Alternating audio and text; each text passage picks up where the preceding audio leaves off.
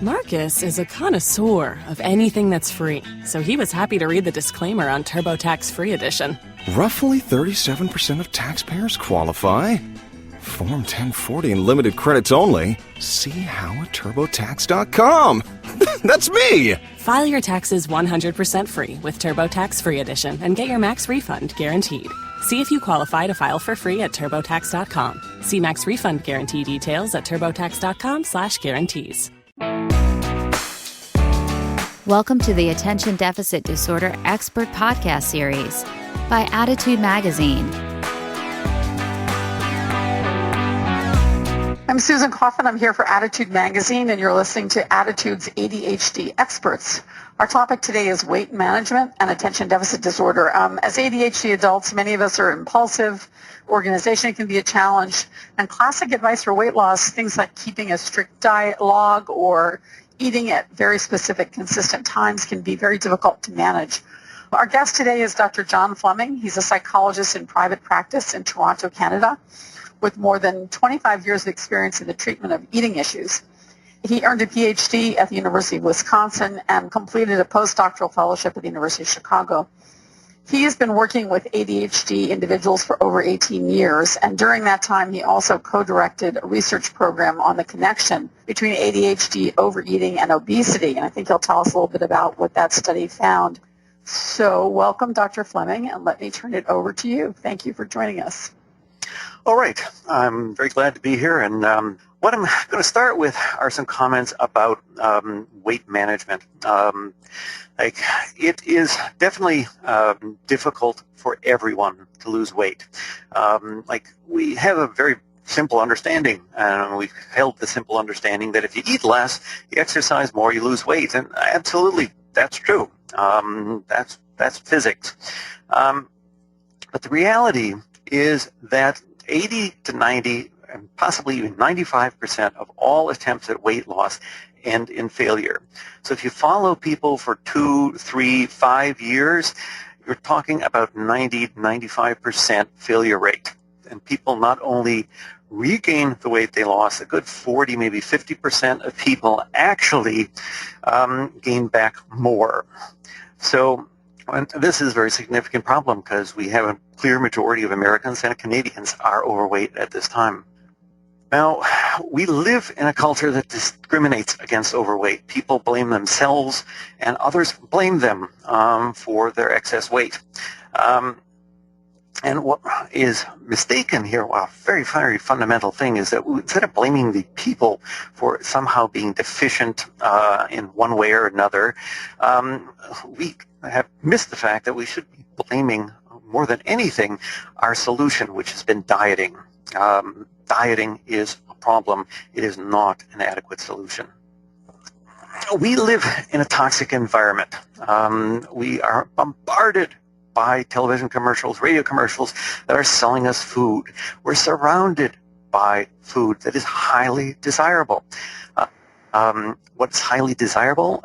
We, like most mammals, desire things that are high in fat. We have a preference for things that are sweet and for things that are salty.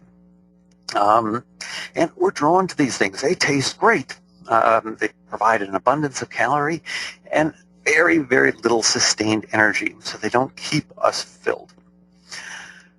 Now, here is the cornerstone of what makes weight loss difficult. That we, as creatures, have evolved in a world where the thing that gave us better survival advantage was being able to survive a famine. So we're good at surviving famines. That's what we're designed for. But we're terrible at surviving abundance. Our bodies don't know what to do with abundance at this very fundamental level. That we are programmed in such a way that we try to sustain our highest weight. So if you've gained upwards of 250 pounds, 300 pounds, or maybe that's even 175 pounds, and you see it as undesirable, or your doctor told you better lose weight. The problem is that our brains think that that is what is most desirable, that if our environment could sustain that weight, that's what we should shoot for. And so the feeling of hunger, our autopilot mechanisms drive us to take us back up to our highest sustained weight. Now, briefly, I want to talk about what makes losing weight harder for individuals with ADHD. First off, people with ADHD tend to operate in a reactive mode. They follow their impulse into what feels right. As a result, they have a tendency to get locked into what they feel like. And what they feel like are these high-fat, high-sugar foods, and what feels right at the level of self-regulating to the highest weight. Another problem, individuals with ADHD are routinely in the situation where they're feeling overwhelmed. There are too many things to do. They're always running to catch up. And what we have discovered after years and years of working with people is that, well, when we ask them to eat well and to exercise, well, what exactly are we asking them? How much time does this take? And realistically, we're looking at 45 to 90 minutes each day that needs to be dedicated to eating well and activity. As a result, most people with ADHD, if you say, well, I need you to give me 90 minutes a day in order to lose weight, they'll go, 90 minutes? I don't have enough time as it is. How can I possibly do that? So we have a heck of a dilemma.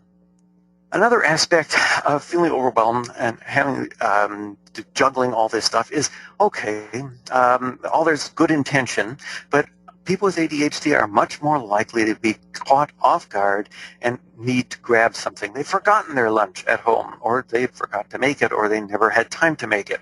So as a result, they're going to grab readily available food, and that readily available food tends to be unhealthy. Impulse control, again, is an issue that I touched on before. It's very hard to resist the impulse to eat things that are tasty. Sleep. This is a very significant factor for all people. If people feel tired, there is a very strong tendency to respond by eating more.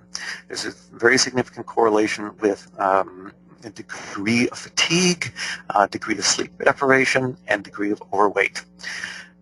The idea here is your batteries are running low. You're feeling a need for energy because you're not getting enough sleep. Well, this feels similar to what it's like when you're hungry. So you turn to food for a jolt of energy, and the food that we tend to turn to in these ways tend to be simple carbohydrates. Regular eating is essential for appetite control.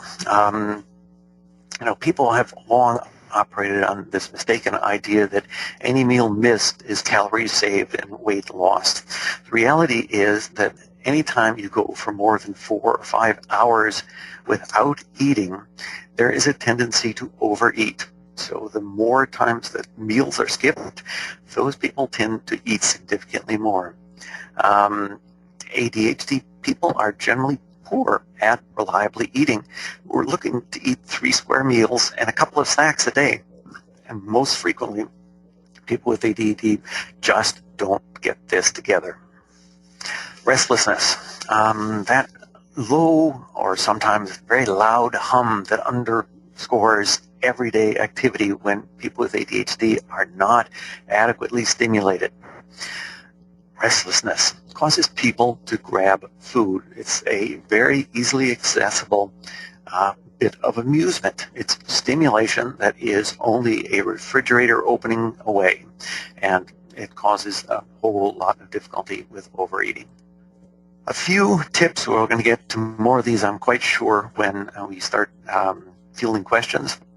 We experts generally consider a 10% weight loss to be an extraordinarily good result of a weight loss effort. Most people who are overweight would consider that a failure. And people get disheartened, demotivated, and think they have failed. It's also important to realize that weight loss is going to be a slow endeavor if it's going to be sustainable. And from my way of thinking, only worthwhile weight loss is the stuff that you can sustain. So it's going to be slow. A pound a week is extraordinarily good weight loss. Also realizing that weight loss by exercise alone is extremely slow. Exercise is one of the best predictors of long-term sustained weight loss, but it's not by itself going to make much weight come off. Make exercise easy and interesting. Do sports that are fun because you're much more likely to do them. Hook up with somebody because we're more likely to be responsible to somebody else rather than to ourselves. If you're going to try to walk, don't add walking on. Instead, make walking something that you do in order to get to work. So you get off the bus early and walk the rest of the way. This way, it's more likely to be a bit of activity that is sustained versus temporary when you're competing with all the other demands on your time. Daily exercise seems to work better than trying to do the recommended 3 to 4 times a week. Why? Because it becomes more of a habit, and those habits are much more difficult to sustain in ADHD. ADHD folks don't do well when objectives are unclear, so you got to be clear about what it is you're trying to do. Come up with some simple rules, like I don't eat refined sugar. Like sugar is in all the healthy foods like fruits and some vegetables, but the reality is you can avoid refined sugar and just cut that out of your life.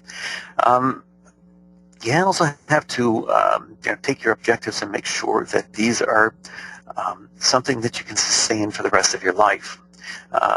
Short-term extreme objects like, okay, taking in 1,000 calories a day, problem. Not going to work because you're not going to sustain that for a lifetime.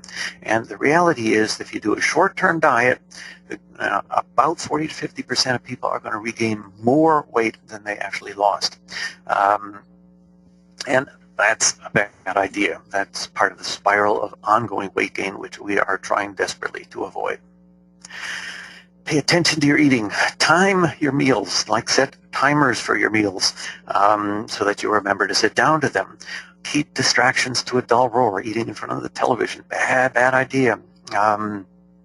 Because it's difficult enough for people with ADD to be aware of feelings of hunger and fullness. If they're entirely distracted and engaged in something else when they're eating, they're much more likely to overeat and eat well beyond what is healthfully full. The key, a thing like sitting down with a bag of chips in front of TV, going to be a disaster because the bag of chips is going to be gone and you probably won't even know it until you've reached the bottom of the bag. Stay effectively medicated. In our research, we found that people who were effectively treated, medicated for ADHD lost about 12% of their body weight and were able to sustain that loss for at least a year, the period of time that we followed them. People who were not medicated tended to gain about 3% of their body weight during the same period of time. It makes a difference to be medicated because it reduces all of the things that I just described as things that are problematic, particular to individuals with ADD. And there's probably some benefit as well that some people, and it's mostly thinner people, experience some appetite suppression on medication. All right, questions? Thank you so much. Before we take questions, could you describe your research a little bit? I've read that you were one of the first to identify a link between ADHD and obesity. Could you talk about that study? Yes, well, it first came out of my clinical experience when I first actually started reading about ADHD after my son was diagnosed. As many of us came to it, right? Yes, oh my, look at what I don't know. Because, when I first studied this stuff, it was, this was a childhood disorder, not a disorder of adulthood. And as I began to understand it, I went, whoa, I recognize this. I see this in tons of my clients.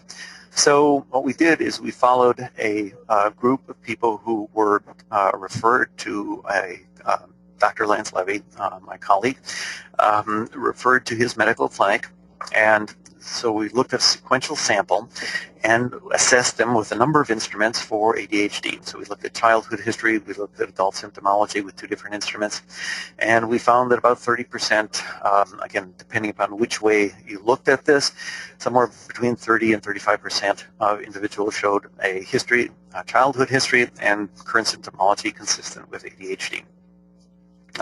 We then followed that up where we assessed people by, more appropriately by full clinical interview. I met with people for 2 hours. We had questionnaires in addition to the clinical assessment. So we had an actual formal diagnosis, and again, we found pretty much the same thing. Again, about 30% of clinically referred severely obese individuals had ADHD, which is compared to somewhere between 4 and 6% of the general population. So it's a much higher percentage of obese individuals have symptoms of ADHD. The last study that we did looked at treatment, and in that study we were looking at the clinical outcome of the people that we had assessed, and we looked at what was the outcome of those individuals who were successfully treated so that they were responders to medication and were agreeable to continue with a regimen of medication. And we went through a full process of treating comorbid symptoms. We treated depression, we treated sleep disorders, and then we treated ADHD last of all. And the people who were treated for ADHD had a significantly better outcome. So in a nutshell, that is the series of research studies that we did. Is that ongoing, that research, or? Well, no, we've taken a break. Okay. Is there any hypothesis as to why ADD people are, I guess they're the ones that you cited, right? Impulsivity, distractibility, but do we think that I read somewhere that there may be a dopamine factor involved? Well, do you have any hypotheses about? I think that the 2 key pieces are, that we generally understand ADHD is a problem with self-regulation, the regulation of attention, the regulation of short-term memory, the regulation of emotion or affect. All of these are components of what people struggle with in ADHD. And not surprisingly, the regulation of food intake is another area of difficulty. Add to that the specifics of, okay, well, how does this all play out? That there are difficulties with impulse control. That while someone might, a more average person might say, oh no, I don't want to eat that. That's not healthy. The ADHD person may know that they're eating it all only by the fact that, I'm already chewing it, that I've already committed, and I never even got to that point of considering, is that a good idea or not? And then if you get into, once weight is gained and sustained for any period of time, it becomes increasingly difficult to lose. And the spiral begins. Right. Okay. Are there any weight loss programs out there that you think are especially suited to people with ADHD? This is a question from one of the viewers. No. No. Okay. None that I know of. Weight Watchers, Weight Watchers is probably a more innocuous approach than many. But again, the difficulty with most diets and Weight Watchers, as it is used by most people, is a diet. It's something that they consider that they're going to work with for a short period of time and then move on, go back to quote-unquote normal, and that's when the weight regain happens. And so what you're saying is weight loss programs by definition are short-term, and short-term isn't effective. Is that right? I think that's what you're, okay. Yes, and anything that is particularly low calorie is particularly bad because you put people into starvation mode. So metabolically, there's some indication that chronic dieting at very low calorie levels affects you metabolically, and so your metabolism shifts downward, so that when you eat more normally, your weight climbs even more rapidly. Okay. Melissa here just said that she lost 80 pounds on Weight Watchers. It can work, but it is a lifetime commitment. So I think she's confirming what you're saying. Absolutely. It's any weight loss program. My favorite was one my sister followed when I was a child. It's a hot dog diet. All she ate every meal was hot dogs. And I was incredibly jealous because, like, whoa, I would really like a hot dog. But it worked, even though, terrible nutrition. But, how many hot dogs can a person eat? And she lost, a chunk of weight. But what matters is what happens next. Because any fool thing will cause you to lose weight.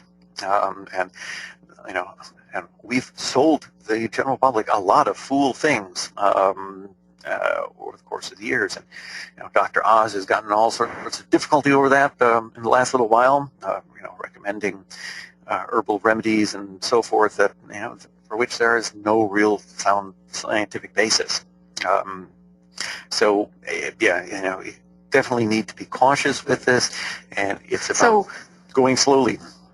What about Overeaters Anonymous? We do have a suggestion from Jesse that Overeaters Anonymous might be a program that would be effective. Sounds like it's more of a long-term approach than... Yes.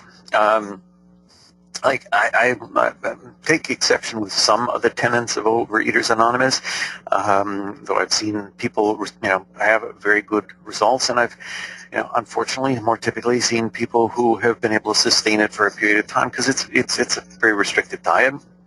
It sets you apart from so-called normal people because in Overeaters Anonymous, people are talked about as being food addicts. And they're breaking patterns of overeating through a very supportive environment, which I think is fantastic. And some of what they teach in terms of dealing with impulse control and craving, I think are very, very sound. Getting people away from eating refined, a lot of refined food, also solid. But it can be, you have to buy into a lifestyle, and it's a more severe lifestyle than most people are willing to buy into, and therein lies the difficulty. Okay. Jesse says that there are not all Overeaters Anonymous chapters are so restrictive, so apparently they vary quite a bit. More liberal than, right. Yes. Okay. What about tracking programs? A number of people have asked about tracking programs such as MyFitnessPal. Others have said they find those difficult to manage. Have you seen success with tracking? Because that seems to be a key. I mean, it's always suggested as in weight loss literature, yes. But it's, I think, one of the toughest things for people with ADHD to do consistently. Right. Have I seen people achieve great results with this? Absolutely. But the issue becomes, well, what's sustainable? Right. That most people will do tracking for a period of time, and when they're tracking, they're able to sustain some weight loss. And at some point, life gets too complicated, or it just becomes really boring, and they move on. They move away from it. Right. So, I have seen people over the years who have a very good system of tracking, either occasionally in their head or just, have dedicated themselves to writing down or using an app to track what they eat. And if you live that way, absolutely you can sustain weight loss. But most people, and particularly ADD people, won't sustain it. Well, Lisa just posted a statement about tracking that says just adds one more thing to remember. So I guess that's to your point about feeling overwhelmed. Yeah. And the apps are great. They'll give you reminders and they'll vibrate and they'll do all of this stuff that when you've got so many other things that you're trying to juggle, it just becomes really annoying. Right. Because right. To track is to, again, you're spending a lot of time doing this. It takes substantial time in order to, even if a well-designed app, to track everything that you're eating. We've got some proponents online today of Fitbit. Person who says, I love Fitbit, and another person who says it's great to compete with people. I guess Fitbit allows you to share goals with friends. Yep. Love my Fitbit, says Tina Fine. Yeah. Yeah, it's one of these gadgets that is like a wonderful ADD gadget. It takes up the stimulation factor of being active. It tracks, it monitors, and it does so really, really simply. And in that way, it's fabulous. Again, how long does the novelty stay? For some people, they'll stick with it, and it becomes a lifestyle, and those are the ones that are able to sustain these life changes. Right. And if it's doing that, it's a great tool. Okay. And I guess here's the issue right here. I'm seeing it on my screen from Samantha. She says, I was able to track for a few months. I lost 40 pounds, but I can't seem to get into it again. So there, to your point, does it become a lifestyle, or can you? Yeah, I can understand that, right? All right. Can we talk about medication a little bit? Some people have posted that in starting medication, they found that they lost weight, starting medication for ADHD. They seem to suppress their appetite, or possibly make it easier for them to curb impulsivity. What's your point of view on the way ADHD medication works for people? In terms of weight loss? It's a complicated item.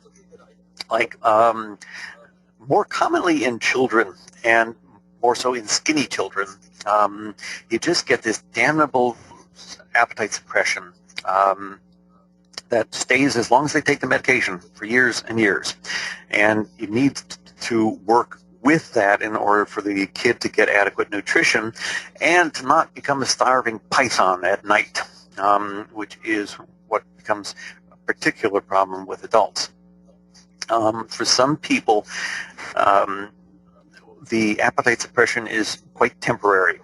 That's more common in my experience with overweight people. I think partly that's because there are such a complex of motivations associated with eating that it's not a simple suppression. So the people who have ongoing appetite suppression, the challenge is that they have to make sure that they eat adequately during the day, or when the medication wears off, they have a raging appetite, and they would tend to way overeat. But generally speaking, I think the most sustained benefit with medication has to do with impulse control, reduced restlessness, and reduced inattentive symptoms. Okay. There's a post here from someone whose son goes to bed faithfully at 8:30 at night, but early in the morning he gets up and consumes a tremendous number of carbohydrates. Yep. Like very in the middle of the night. Is that a medication wearing off situation, or it sounds like what you're describing? Usually, they're going to bed at 8:30. Then the medication, depending on which medication. He wakes up at 4:30. Yeah. That can be something quite different. There's something that's called night eating syndrome, much more common in adults than children, but occurs in everyone or in all age groups.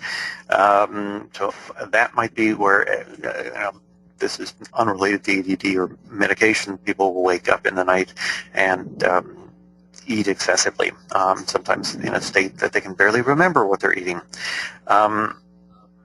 So that can be an issue, but if the kid goes to bed before the medication has worn off entirely and they haven't taken in adequate calories during the day, then it might be driven by hunger. And, when you're in that kind of sleepy, dozy state, again, carbohydrates are something that's going to be preferred.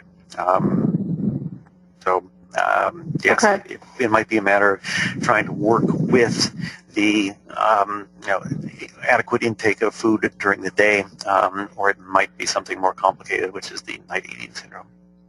Okay.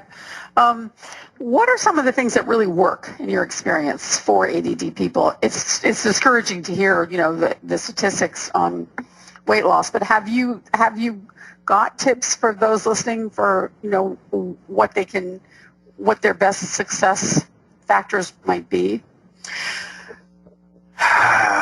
Yes. Well, part of that, I think, is part of the general strategy of working with ADD folks for years now is changing some of the attitude and the way they relate to themselves.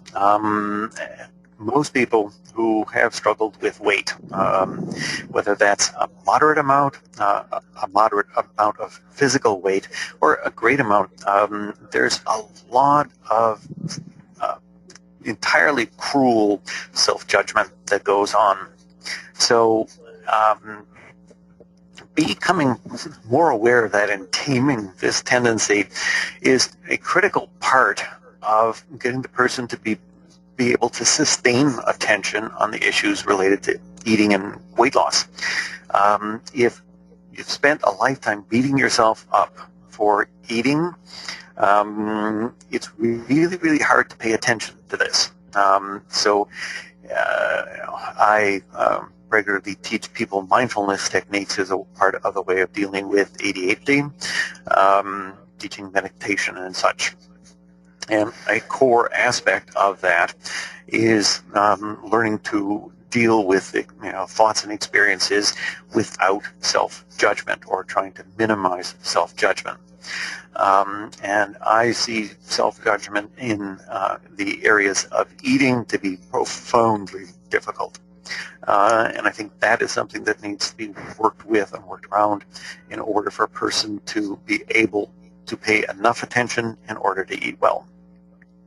So, in other words, the self-blame gets in the way of focusing on healthy eating, I think is what you're saying. Yes. And we know that self-blame is a huge part of life for everyone with attention deficit disorder, not just on food, but on everything. Yep. The emotional side, this is something we've been hearing more and more about.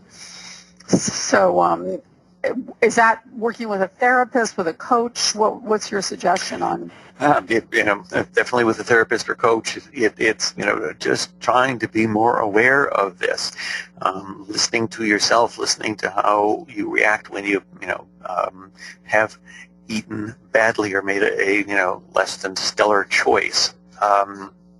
Do you attack? Do you condemn? Do you get this exaggerated sense of, oh, I'm never going to do this, I'm a total failure? How harsh is the criticism? And practicing, and it takes a lot of practice, but practicing letting go of that, doing it differently.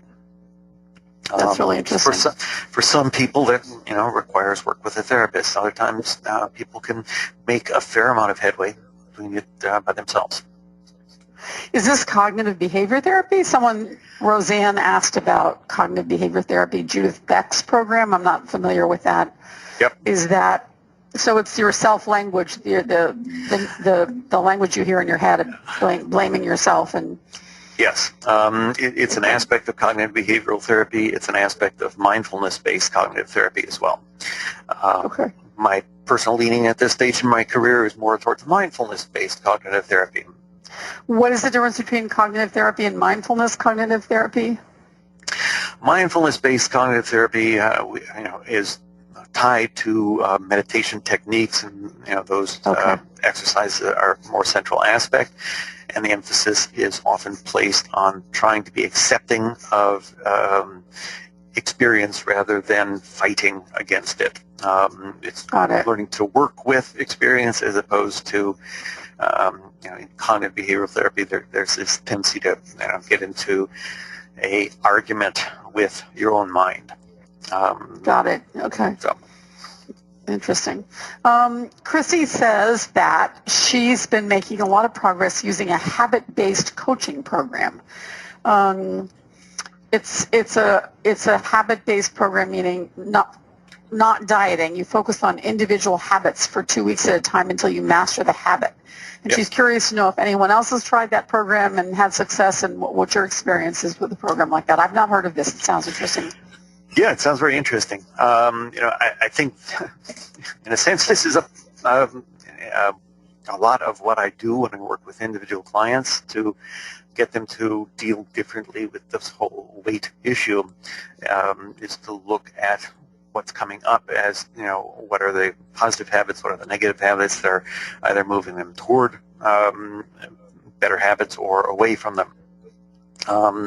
But I think, again, it's a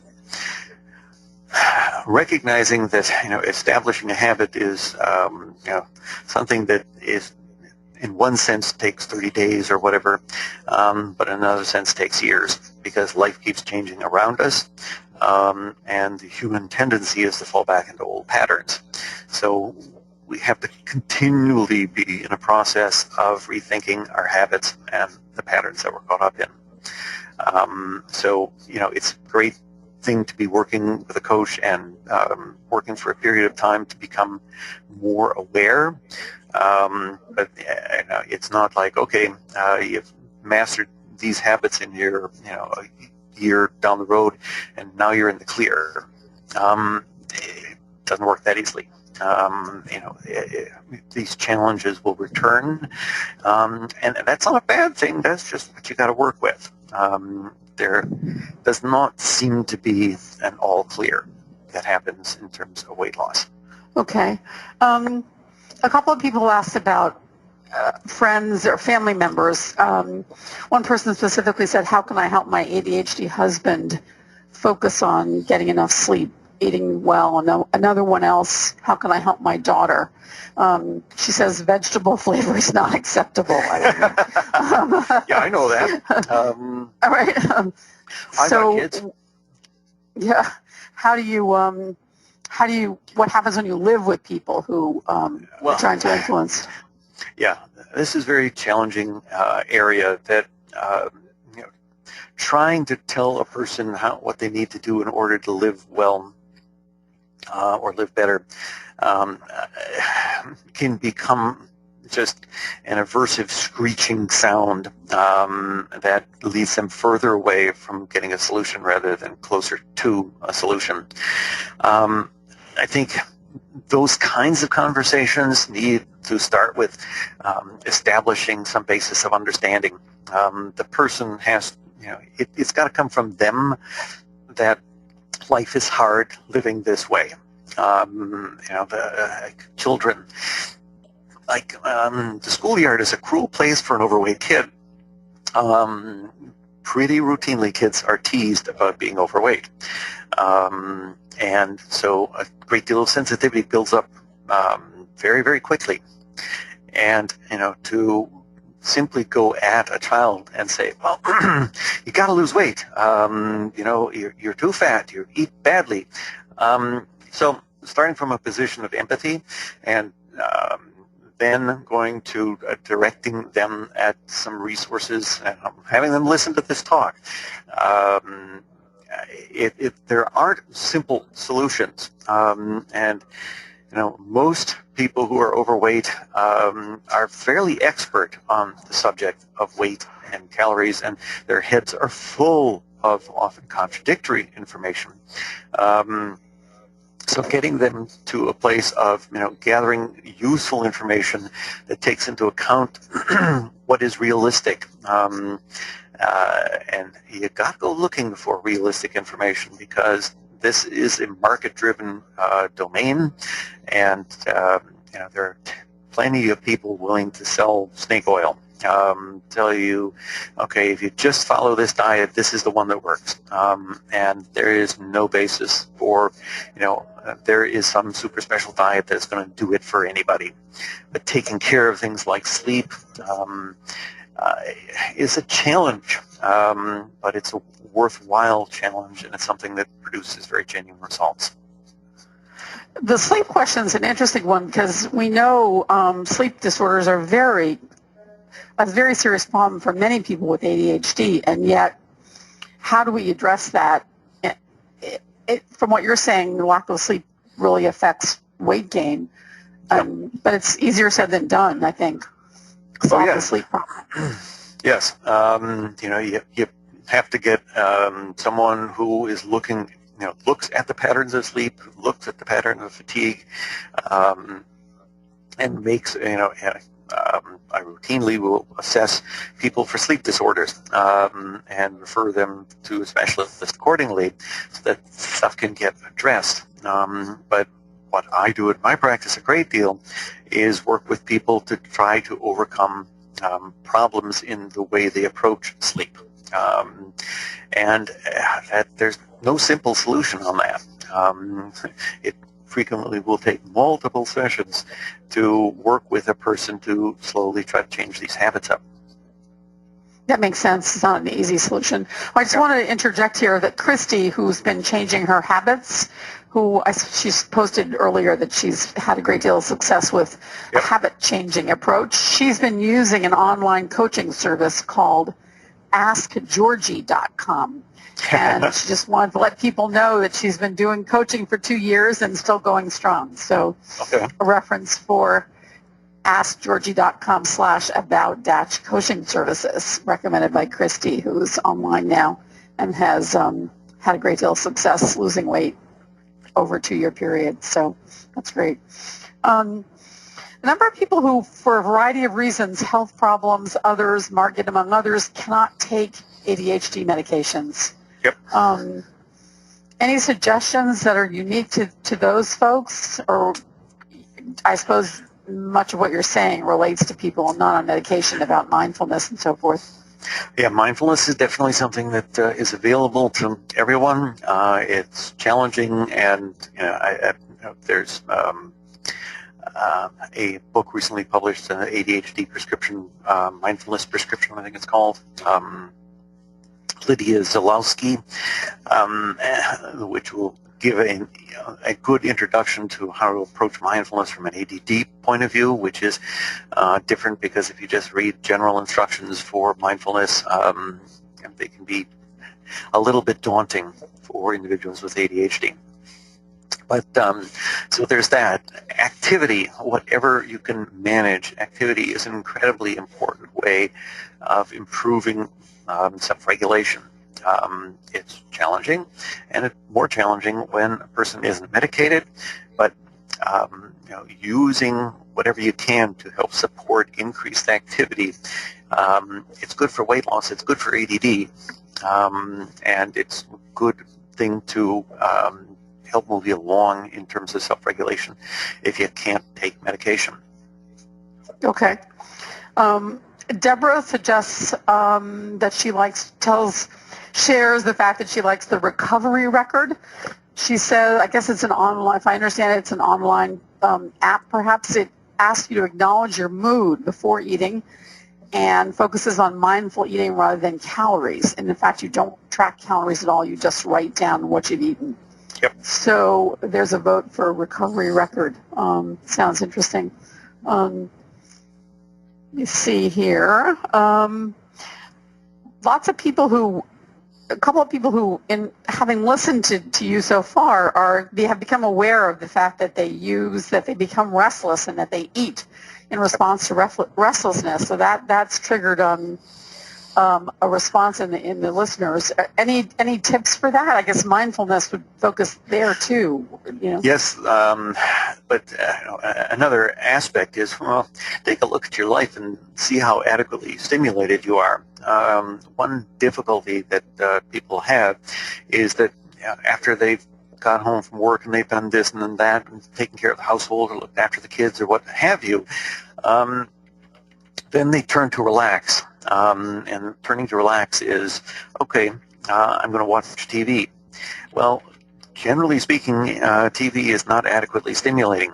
And so that there's going to be a degree of restlessness that kind of spills over because the degree of stimulation is inadequate. So keeping yourself better stimulated is one way of decreasing restlessness. Now, of course, you got to watch it. You can't do high stimulation activity, super high stimulation activities, and then expect to fall asleep, which is, spins off into another area of difficulty. But pacing yourself, keeping yourself kind of stimulated to a good level, and keeping in check the tendency to get caught up in something, so that to such a degree that you don't go to bed. These are the ways of decreasing restlessness, as well. It's interesting what you say about TV watching, which is, of course, so much a part of American life. Yes. Yeah. In my ADHD family, everyone does crossword puzzles while watching TV. And as I hear you talking, I realize that might be an attempt to stay, more engaged. Yes. Well, I had never thought of that before. Commonly, I hear all the time people who are working two screens simultaneously. They're on their phone, they're on their iPad, they're on their computer while they're watching TV. Right. And okay, sometimes that can work. Sometimes it can, be a source of overstimulation, and it's finding that ideal sweet spot. That works for you. Yeah, people are chiming in immediately. My ADHD son multitasks while on the computer, two screens, Skype, etc. Someone else colors, someone else does solitaire while watching TV. So, yeah. Old school was knitting. Yeah, exactly. I used to knit in college through class. Brittany says, for my fidget eating, I try to replace chips with carrots or a water bottle. So for the same actions.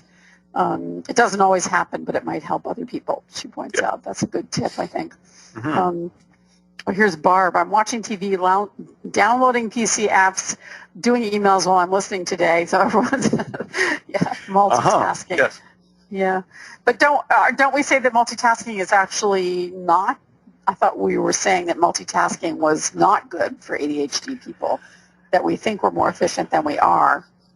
Yeah, it's not a good way to get things done. That's very clear. And generally speaking, I'm concerned about being involved in activities that require so much in order to be feel balanced and feel good to us.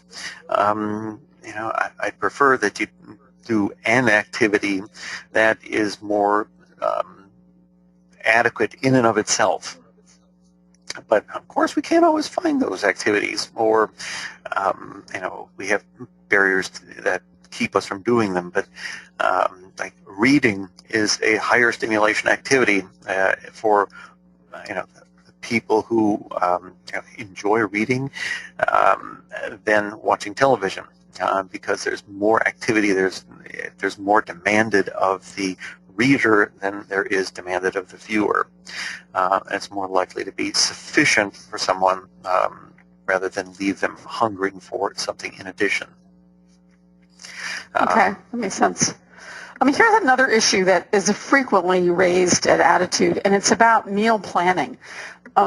Many ADD homemakers, let's not say necessarily moms, but usually it's moms, but have a really hard time figuring out meal preparation, planning. And here's Joy who says, trying to figure out the meal, the ingredients of preparation is just overwhelming.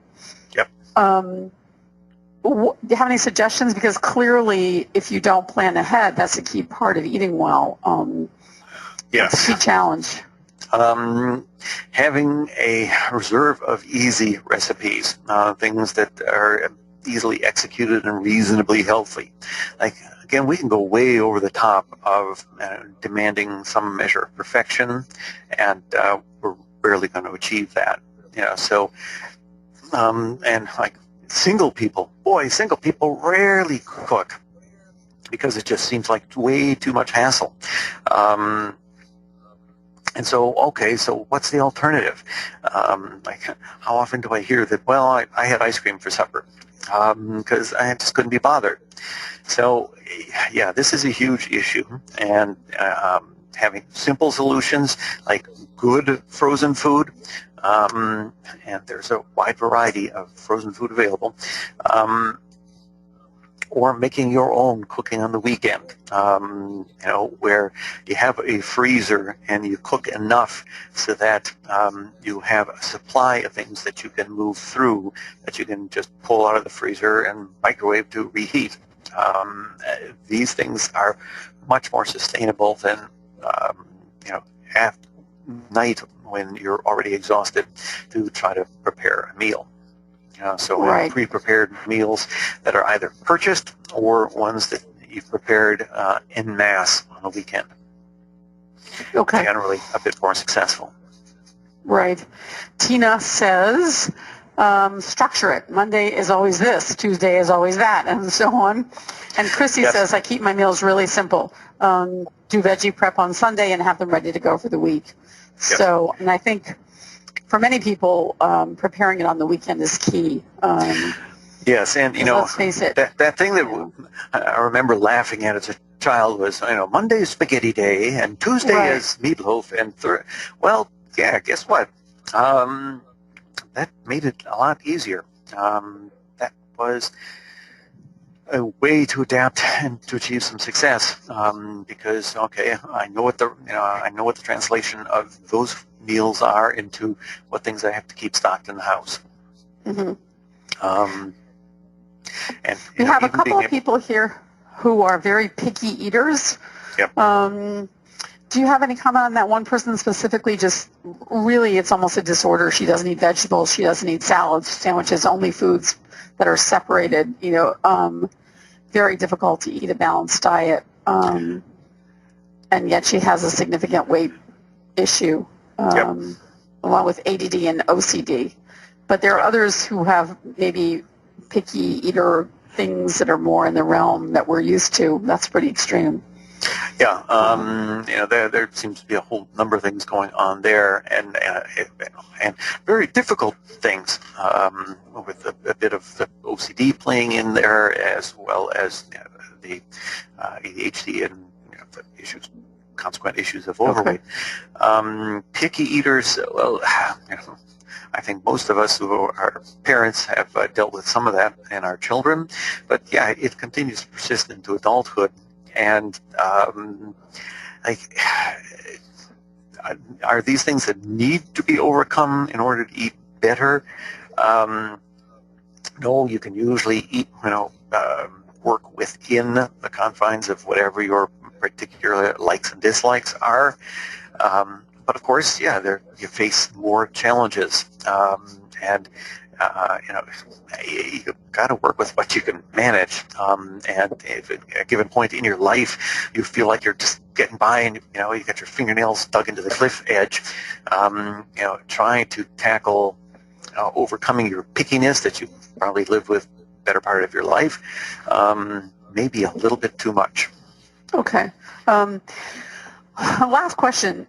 Is there a difference between ADHD and inattentive ADD when it comes to weight loss? And sort of secondary question to that, a number of people have mentioned feeling that they have very sluggish, slow metabolisms. It's a form of inattentive ADD, and they feel that it's extremely difficult for them to lose weight. Do you have any comment on ADD versus ADHD sluggish metabolism? To my knowledge, there's no association between the ADHD or the inattentive form of ADHD and a slow metabolism. Metabolisms naturally vary, and people often guess wrong whether they have a high or low metabolism when we actually have measured it. Most people are within the normal range, and that goes for most overweight people. So metabolism is much less a issue than it's chalked up to be for the most part. Okay. So Deborah points out that after listening to your talk today, she realizes that the most important thing is just to move away from the all or nothing diet, no diet attitude, and move toward a healthier lifestyle. I think that pretty much sums up I'm with her on that. At a simple level of what you've been saying. Any other final tips for the listeners? Play nice with yourself. Yes. And, this is all about trying to make your life better, and move away from harshly beating yourself up, because very seldom does that result in good outcomes. That's really good advice. People online, you can find Dr. John Fleming on his website, drjohnfleming.com, www.drjohnfleming.com. Thank you so much, Dr. Fleming, and thanks again, everyone. Thank you. For more Attitude podcast and information on living well with attention deficit, visit attitudemag.com. That's ADDITUDEMAG.com.